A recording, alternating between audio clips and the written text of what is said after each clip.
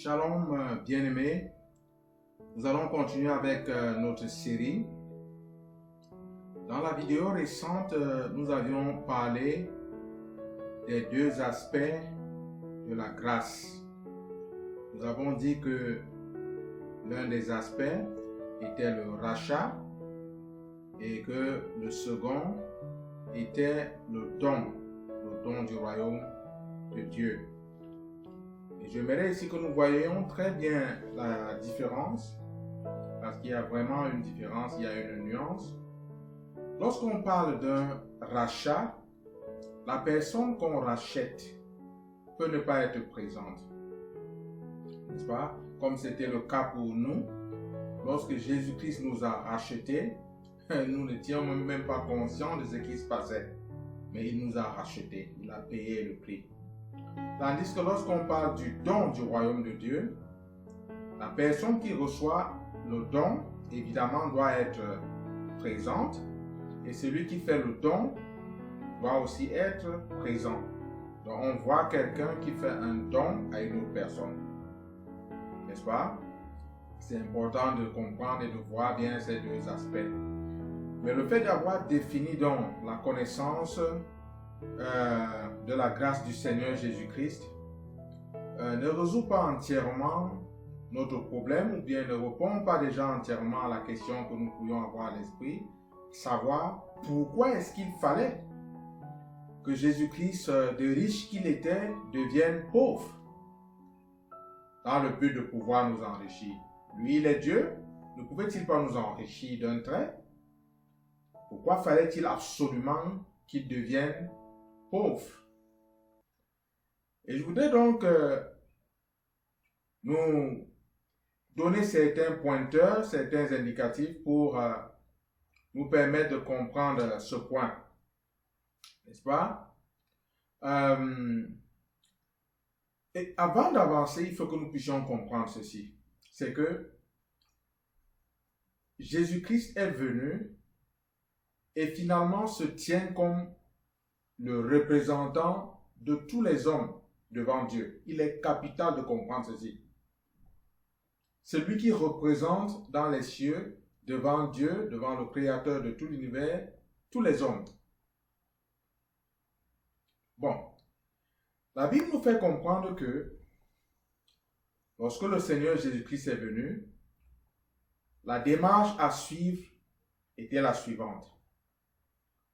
Celle de pouvoir descendre jusqu'au niveau le plus bas de l'être humain pour être capable de pouvoir porter tout le monde. Il ne pouvait pas s'arrêter simplement au niveau des riches. Ça, je parle en homme, c'est-à-dire je parle naturellement.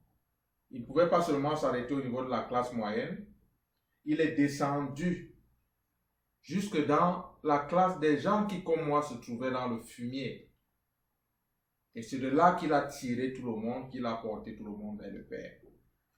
Je voudrais que nous puissions jeter un coup d'œil dans le livre de Philippiens, c'est le chapitre 2, le verset 5 à 8. Nous allons lire ce texte et je pense que ce texte va nous apporter quelques lumières pour que nous comprenions jusqu'où le Seigneur Jésus-Christ est allé. Mais déjà, gardons en mémoire que Jésus-Christ se tient comme le représentant de tous les êtres humains, de tous les hommes. Nous allons voir pourquoi tout à l'heure. Donc, je vais lire ce texte, je vais commencer évidemment par le verset 5.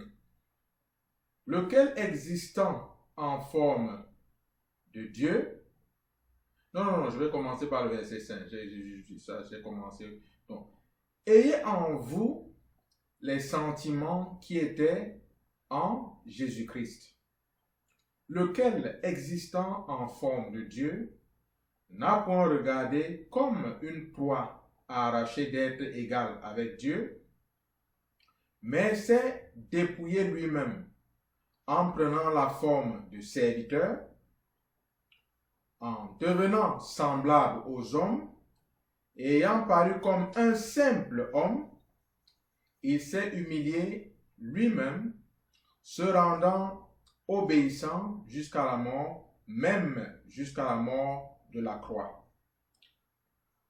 Nous allons regarder certains pointeurs.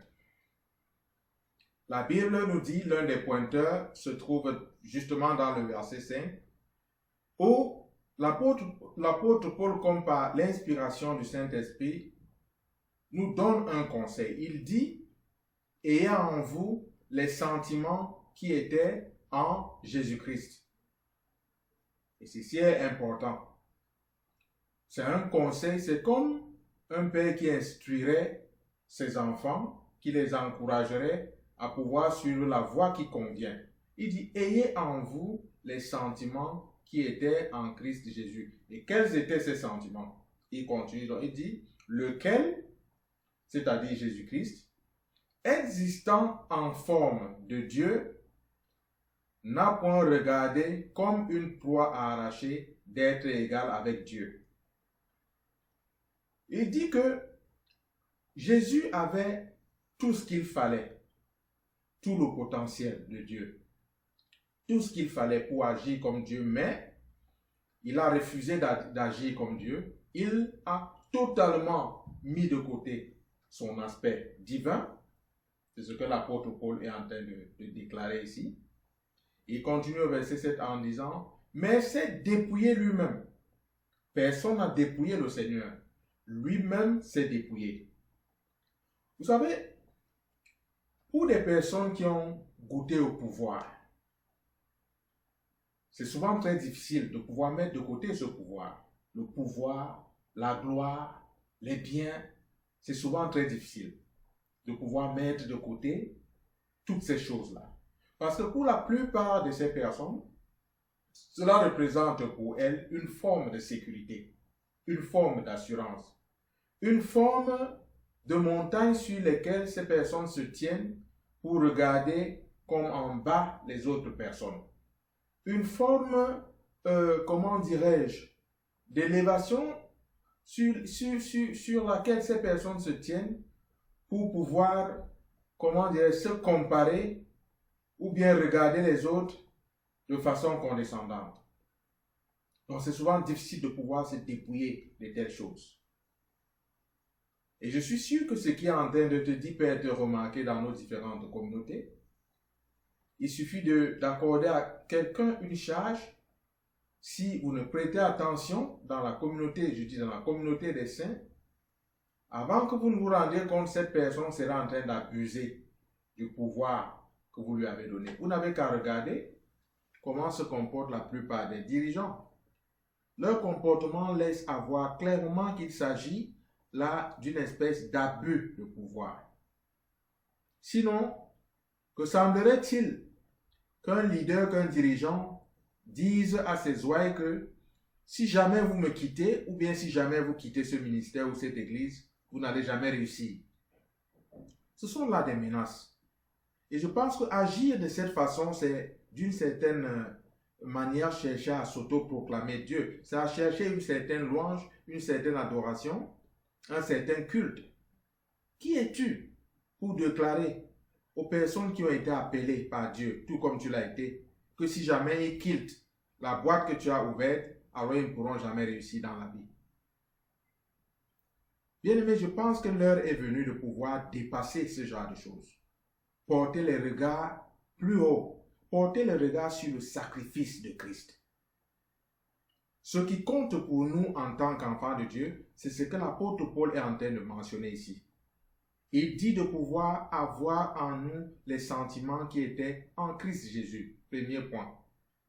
Et il dit donc, bon voilà, ces sentiments ont agi de quelle façon? Ces sentiments ont agi de façon à ce que lui qui existait sous la forme de Dieu n'a pas regardé cette position-là comme si c'était une proie dont il devait s'emparer, mais il s'est lui-même dépouillé. Chers leaders, donnez l'opportunité à ceux qui vous suivent de se dépouiller. Ne cherchez pas vous-même à les dépouiller. Je pense que c'est mal. Je pense même que c'est satanique. Nous n'avons pas le droit de chercher à dépouiller les brebis que le Seigneur Jésus-Christ met à notre charge. Donnons-leur la possibilité avec la parole de Dieu, comme l'apôtre Paul est en train de faire ainsi, afin que les uns et les autres apprennent à se dépouiller eux-mêmes d'un certain nombre de choses. Mettre de côté de manière volontaire un certain nombre de choses pour se soumettre à Christ. Et pour la petite histoire, j'aimerais que nous puissions savoir que le Seigneur ne recevra jamais de toi quelque chose que tu donnes comme si tu étais forcé. Avis donc à ceux qui se laissent manipuler par les daddies à gauche, par les prophètes à droite, par les apôtres, je ne sais pas moi quoi, de part et d'autre. Bien-aimé, ce que Dieu prendra de toi et qui aura pour toi un compte dans les cieux, c'est ce que tu auras donné de ton cœur. Tu auras donné volontairement. Tous ceux qui racontent des choses pour vous tordre les mains, bien-aimé, en donnant cela, tu n'es pas béni. Je regrette de te le dire. Ce que Dieu reçoit, c'est ce qui est donné par ton cœur, de ton cœur. Et nous allons voir cela tout à l'heure. Il dit, mais s'est dépouillé lui-même. Personne ne l'a dépouillé. Il s'est dépouillé lui-même. Et c'est un exemple qu'il a dressé pour chacun. Nous devons nous dépouiller nous-mêmes. Nous ne devons pas permettre qu'un soi-disant leader ou daddy essaie de nous dépouiller avec des menaces. Jésus n'a pas menacé ses disciples. L'exemple, c'est Christ. Ce n'est pas ton daddy, ce n'est pas ton prophète, ton apôtre, ce n'est même pas Pierre, ni Paul, ni Pierre, ni Jean, ni Jacques. L'exemple, c'est Jésus-Christ.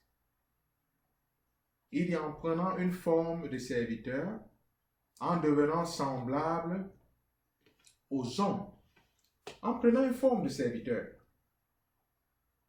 Donc, il s'est dépouillé de toute sa royauté, de toute sa puissance, et il s'est soumis, n'est-ce pas, en prenant une forme de serviteur. C'est de cette pauvreté qu'il est question. La pauvreté de pouvoir languir. Toi lui qui était la parole de Dieu, le verbe de l'Éternel, de Genèse le chapitre 1. Il s'est dépouillé de ce pouvoir. Et lui-même maintenant, en tant que simple homme, a commencé à languir après cette parole pour obéir à cette parole, pour se soumettre à cette parole. C'est vraiment quelque chose de mystérieux et c'est un exemple pour chacun d'entre nous. Un exemple à suivre. Je ne cesserai jamais de répéter que nos regards doivent être portés sur Jésus-Christ et sur Jésus-Christ seul. Devenant semblable aux hommes et ayant paru comme un simple homme. Il est donc devenu semblable aux hommes, à toi et à moi, prenant la forme d'un simple homme. N'est-ce pas? Lorsqu'on parle d'un simple homme, nous devons comprendre ici là, niveau de la classe, niveau... Comment est né le Seigneur? Il est venu au monde dans une mangeoire. Et quelqu'un le présentait déjà quelque part comme une personne qui toute sa vie a emprunté toutes choses. Presque toutes choses. Jusqu'à la tombe même. C'était la tombe de quelqu'un d'autre dans laquelle on l'a placé. N'est-ce pas? Voilà jusqu'à quel niveau le Seigneur Jésus-Christ est descendu. Le dernier verset, il s'est humilié lui-même, se rendant obéissant jusqu'à la mort, même jusqu'à la mort de la croix. Il s'est fait quoi? Il s'est humilié lui-même. Je reviens encore sur ce point. En tant que dirigeants, nous devons présenter la parole de Dieu de sorte que les uns et les autres qui nous écoutent, en commençant par nous-mêmes, parce que la toute première personne qui écoute le sermon que tu prêches, c'est toi-même. Donc nous devons commencer par présenter ce sermon, présenter cette parole de telle enseigne que les gens se sentent libres de pouvoir s'humilier eux-mêmes. Ce n'est pas un truc que vous devez forcer sur les gens. Le fait de forcer, de chercher à humilier les gens par vous-même, cela va vous fabriquer des hypocrites. Vous serez entouré d'une bande d'hypocrites. Mais quand les gens ont reçu cette parole, ont été touchés par la parole de Christ, ont commencé à être investis par les pensées, par les sentiments qui étaient en Christ, très librement et volontairement, ces personnes se soumettent, s'humilient. Pas forcément à toi, à Jésus-Christ. Je suis désolé de te décevoir. Il s'humilie. Tu devrais te réjouir du fait que les personnes que Dieu t'a permis de toucher avec la parole de Dieu s'humilient devant Jésus. Ça devait te réjouir. Mais je sais que dans la plupart du temps, quand ces personnes s'humilient à Jésus-Christ et que Jésus-Christ commence à les élever, parce que c'est l'un des principes du royaume, quand tu t'humilies devant Dieu et t'élèves, la plupart des leaders deviennent jaloux. C'est pourquoi dans l'une de mes vidéos, j'étais en train de donner l'exemple du sacrificateur Élie. Je disais qu'on pouvait lui reprocher toutes choses. Je veux dire tout genre d'échecs parlant de leadership, mais on ne pouvait pas lui reprocher une chose. Il avait appris à son jeune serviteur Samuel comment écouter de l'Éternel. Il lui avait montré comment se laisser conduire par l'Esprit Saint. Si on devait parler comme de nos jours. Et ça, c'est capital. Nous ne devons pas seulement endoctriner les gens qui nous suivent à pouvoir se prosterner devant nos paroles et à nous obéir à l'œil et au doigt. Non. On doit pouvoir armer ces personnes de telle enseigne qu'elles se tiennent pour Jésus, de telle sorte que si le lendemain nous mourons, ces personnes soient capables de se tenir et avancer. Il ne faut pas que le fait que nous mourons puisse détruire carrément la foi des autres, tellement il l'avait placé en toi que lorsque tu meurs, c'est comme si leur Dieu était parti. C'est ce que j'essaie de dire là. Et je pense que c'est ce que l'apôtre Paul essayait de nous dire. Donc le Seigneur Jésus-Christ s'est dépouillé lui-même. Et ici là on nous dit encore qu'il s'est humilié lui-même. Et puisqu'il apparaît comme exemple, nous devons nous dépouiller nous-mêmes et nous devons nous humilier.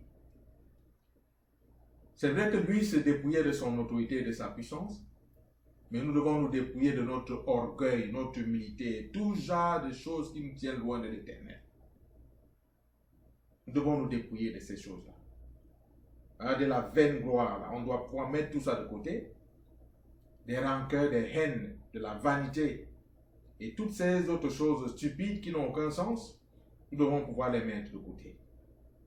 En tout cas, c'est ça le conseil qui par l'Esprit Saint, que par l'Esprit Saint, l'apôtre Paul nous donne. Et je trouve que c'est un conseil digne d'être reçu.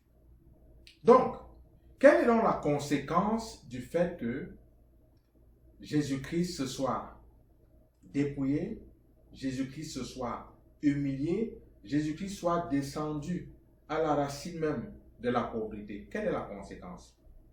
Conséquence, nous allons voir cela, n'est-ce pas? C'est pourquoi aussi Dieu l'a souverainement élevé et lui a donné le nom qui est au-dessus de tout nom. J'aimerais nous présenter ici un mystère. Puisque Jésus-Christ est venu comme pour nous représenter, il a endossé la partie la plus difficile, celle de pouvoir descendre jusqu'à la racine de la boue dans laquelle se trouvait l'homme. Question de pouvoir être à même de sauver tous les hommes qui viendraient à lui, toutes catégories, que ce soit social, intellectuel, tous les niveaux. Il a fallu qu'il descende. Maintenant, au moment de monter, le Seigneur Jésus-Christ, dans sa grâce telle que nous étions en train de parler, nous avions dit que la grâce, la connaissance de la grâce de Dieu présentait deux aspects. Il y avait l'aspect du rachat, parce que la descente que Jésus-Christ a faite, en se dépouillant et en s'humiliant et en obéissant à la parole jusqu'à la mort, c'était une descente pour aller nous chercher. Et une fois qu'il nous a cherchés, qu'il nous a récupérés, voilà la conséquence qui arrive. C'est pourquoi Dieu l'a souverainement élevé. Maintenant, quand il était élevé, puisqu'il était venu justement pour nous chercher, il ne s'est pas laissé élever tout seul. Il s'est laissé élever avec nous. Pourquoi? Parce qu'il était venu nous racheter. Et il s'est laissé élever avec nous. Pourquoi? Dans le but de pouvoir nous donner le royaume de Dieu. Donc le rachat que tu reçois, c'est un don. Le royaume de Dieu que tu as reçu, c'est un autre don. C'est la grâce du Seigneur Jésus-Christ. C'est sa grâce. C'est pourquoi l'apôtre Paul, dans l'une de ses épîtres, il dit, mais qu'as-tu que tu n'aies reçu? Montre-moi une seule chose que tu as que tu n'aies reçu. Donc quand le Seigneur, quand l'Éternel, notre Dieu, élevait souverainement Jésus-Christ, il l'élevait avec nous parce qu'il est notre représentant. Et lui a donné le nom qui est au-dessus de tout nom. Je vais donc attirer notre attention pour que nous comprenions davantage la véracité de ce que nous sommes en train d'expliquer. Dans l'univers tout entier, je voudrais que vous réalisiez aujourd'hui que les seules entités qui ont le droit légal de pouvoir utiliser le nom de Jésus-Christ qui lui a été donné, ce sont les hommes. Regardez dans toute la Bible, montrez-moi un seul endroit où un ange a exercé son autorité en utilisant le nom de Jésus-Christ. Non.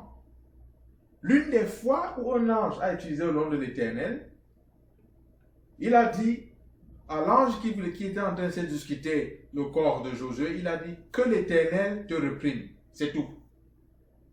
En dehors de ça, vous n'allez pas voir un ange nulle part dans les Saintes Écritures où un ange dit au nom de Jésus-Christ, lève-toi et marche. Jamais.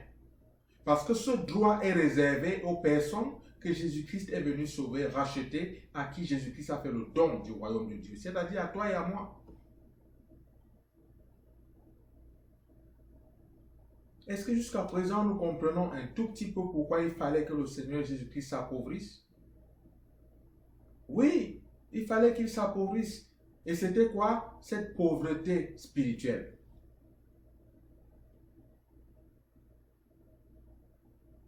Parce que le fait de languir vers la parole de Dieu, le fait de pouvoir la désirer, de vouloir obéir à cette parole, montre combien on est en train de se soumettre, montre combien spirituellement on manifeste cette pauvreté. On dit encore à l'Éternel, j'ai besoin de toi. C'est pourquoi cet homme priait. Dans le jardin de Gethsemane, personne n'a jamais prié comme Jésus a prié. La Bible nous fait comprendre qu'il a prié au point où sa sueur s'est transformée en grumeaux de sang. Ça, c'est un autre niveau de prière. Aucun homme de l'histoire des hommes, dans toute la Bible et dans n'importe quel autre livre sur cette terre, n'a prié au point où sa sueur s'est transformée en grumeaux, en gouttelettes de sang. Il languissait vers la parole de Dieu. Il languissait. Il voulait obéir à la parole. Il voulait obéir à son Père. Et maintes fois dans les évangiles, il l'a exprimé. Il dit qu'il ne fait que ce qu'il voit le Père faire. L'obéissance. Mais imaginez un peu, lui il était Dieu, je veux que ceci soit compris. Il a mis de côté cela, il a choisi de pouvoir obéir. Il est descendu. Et en remontant, puisque le Père l'élevait, il nous a attrapés avec lui. Mais s'il n'était pas descendu, il ne nous aurait pas attrapés avec lui pour être élevé. Le Seigneur qui a établi les règles ne peut pas se mettre à les violer. Le Seigneur est juste. Il est juste et il est droit. C'est la raison pour laquelle il fallait qu'il s'appauvrisse. C'était un chemin incontournable. N'est-ce pas? Je voudrais aller rapidement avec nous, question que nous puissions achever cette portion-ci dans les délais de notre temps. N'est-ce pas? Donc, nous voyons donc pourquoi Dieu a magnifié sa parole au-dessus de tous ses noms.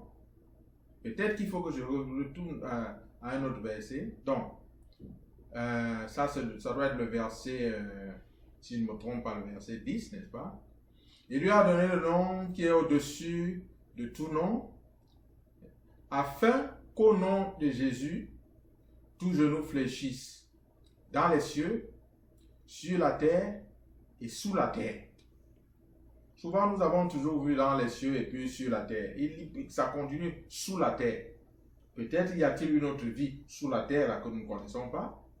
Mais il est écrit dans la parole afin que tout genou fléchisse dans les cieux, sur la terre et sous la terre. Vous voyez, il y a quelque chose que nous devons noter. Avant que Jésus-Christ ne vienne sur cette terre et remonte dans les cieux, les hommes n'avaient aucun représentant dans les cieux. Aucun. Il y avait les quatre êtres vivants, il y avait les anges et tout ça, mais les hommes n'avaient aucun représentant. Personne ne pouvait les représenter. Mais quand Jésus-Christ est venu et il est reparti, les choses ont changé. Donc, dans le conseil des cieux maintenant, nous voyons le Fils de l'homme qui est assis pour représenter tous les hommes. Et je suis conscient de la façon dont on présente les choses dans les cieux. Quand vous allez lire le livre de l'Apocalypse, vous allez vous rendre compte, je pense, c'est dans le chapitre 4, le chapitre 5, parlant du livre scellé des 7 sceaux. Vous allez vous rendre compte que c'est le lion, c'est Jésus-Christ sous forme de lion de la tribu de Juda qui brise les sceaux. Mais celui qui est assis sur le trône, c'est l'agneau. Il y avait sur le trône comme un agneau qui avait l'air immolé ou bien qui était immolé. C'est l'agneau. Et l'agneau, c'est ce symbole d'humilité et d'obéissance. Mais celui qui est assis sur le trône, c'est l'agneau, c'est l'humilité. Et c'est de cette descente dont nous sommes en train de parler ici. Le dépouillement, n'est-ce pas? Le fait de pouvoir s'humilier, c'est de ça qu'il est question. Oui, c'est bien ce caractère de grimper partout comme un lion et déchirer partout, créer tout genre de désordre. C'est bien aussi. Pour que Dieu soit glorifié. Mais à la fin de la journée, le caractère qui s'assied avec le Seigneur Jésus-Christ dans ce trône, c'est l'humilité, c'est le dépouillement. Le fait de se dépouiller, le fait de s'humilier, c'est l'obéissance. C'est pourquoi tout au long de la Bible, vous allez entendre le Seigneur dire que l'obéissance vaut mieux que le sacrifice. C'est de ça que le Seigneur parle. Et il est important que nous puissions tous ensemble comprendre cela et implorer la grâce de Dieu pour davantage marcher comme le Seigneur a marché. Je vais lire ensuite. Et que toute langue confesse que Jésus-Christ est Seigneur à la gloire de Dieu le Père. Que toute langue confesse que Jésus-Christ est Seigneur à la gloire de Dieu le Père. Ceux qui nous persécutent aujourd'hui me font pitié, parce que qu'ils le veulent ou pas, le jour vient, et ce jour n'est plus loin, où qu'ils le veulent ou pas, ils vont ouvrir leur bouche pour confesser que le Seigneur Jésus-Christ qu'il confessait, qu'il persécutait, et persécutait ceux qui suivaient ce Jésus, ils vont confesser que Jésus-Christ est Seigneur, qu'ils le veulent ou pas. Et leurs genoux vont se fléchir. Les genoux vont fléchir devant le roi de rois. Il n'y aura pas de choix. Ce ne sera pas un débat, ce ne sera pas un vote. On aime parler de vote aujourd'hui, on va voter. Il n'y aura pas de vote. Tout genou va fléchir à la mention du nom de ce Seigneur Jésus-Christ. Donc, à votre place, vous qui me comprenez et qui savez clairement où vous vous trouvez, vous avez une certaine hargne de tout ce qui est chrétien, de tout ce qui s'attache à Christ. À votre place, je chercherai à me repentir et commencer à m'habituer déjà à m'agenouiller devant Jésus. Pour que ce jour-là, je sois déjà habitué. Je le dis vous concernant. Et vous m'entendez et vous comprenez de quoi je parle. Il y en a des gens, quand il faut s'incliner devant le Seigneur Jésus-Christ, ils ont tellement de la peine. Vous en faites pas. Le jour-là arrive. Ou avant même que ce nom-là soit prononcé, vous n'allez même pas vous agenouiller doucement. Vous allez frapper ces genoux-là par terre. Tellement vous n'aurez pas de choix. C'est la parole de l'Éternel. Le Seigneur est souverain. Que Dieu seul soit vrai et tous les hommes menteurs. Pour l'instant, vous pouvez faire de nous ce que vous voulez. Faites comme vous voulez, servez-vous. Pour l'instant, c'est votre cas de tour, n'est-ce pas? Faites comme vous voulez. Marchez-nous dessus. Traitez-nous comme vous voulez. Mais le jour là arrive et il n'est plus loin. Mais ma prière pour toi n'est pas que le Seigneur te trouve dans cette situation. Tu peux encore recevoir Jésus-Christ. Tu peux te convertir. Tu n'es pas obligé de marcher selon le train de ce monde. Tu n'es pas obligé de te liguer contre les enfants de Dieu qui ne t'ont rien fait de mal. Et qui au contraire contribuent à pouvoir bâtir la société de manière à ce que cette société respecte les lois. Cet acharnement que vous avez contre les saints là n'est pas clair, il n'est pas pur. Il n'est ni des hommes, ni des anges, il est de celui-là qu'on avait chassé du ciel. Et vous le savez. À chaque fois qu'on mentionne le nom du Seigneur Jésus, il y a comme une hargne qui se réveille en vous. Ce n'est pas vous. C'est cet esprit que la Bible appelle l'esprit de l'Antéchrist, qui s'oppose au Fils et il s'oppose au Père. Il n'aime pas Jésus. C'est lui qui est en train de se lever. Cela peut vous faire rire. Mais sachez très bien, c'est votre proverbe qui dit, il ira bien qu'il ira le dernier.